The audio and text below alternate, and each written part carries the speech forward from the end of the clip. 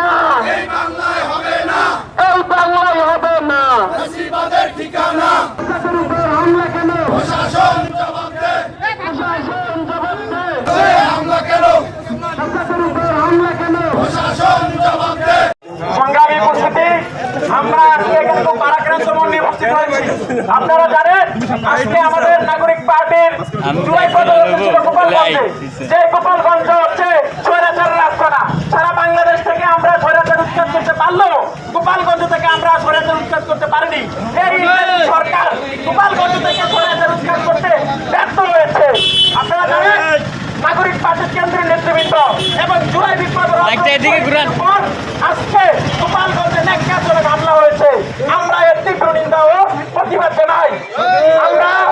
আমরা এই টেরিফ গভর্নরের কাছে দাবি জানাই, আগামী 24 ঘন্টার ভিতরে সারা বাংলাদেশে আওয়ামী লীগের বিরুদ্ধে চিরুনি অভিযান জারি করতে হবে।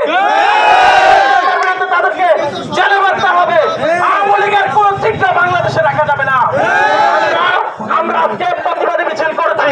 যদি কোন ধরনের স্টেপ না হয় আমরা আইন হাতে তুলে নিতে বাধ্য হব। আমরা ইন্টারিম সরকারকে বলতে চাই, সারা বাংলাদেশে চিরুনি অভিযান চালান। উনি হাসিনাকে ইন্টারপোলের মাধ্যমে বাংলাদেশে নিয়ে আসেন। হিটলার মুসলিনের মতো আম গাছে ঝুলিয়ে সেই বাংলার জনতা ফাঁসিতে ঝুলিয়ে দিবে। ধন্যবাদ সবাইকে। সম্মানিত উপস্থিতি, আপনারা দেখেছেন এই গোপালগঞ্জে জুলাই বিপ্লবীদের উপর কিভাবে হামলা চালানো হয়েছে। আমরা স্পষ্টভাবে বলতে চাই, প্রশাসন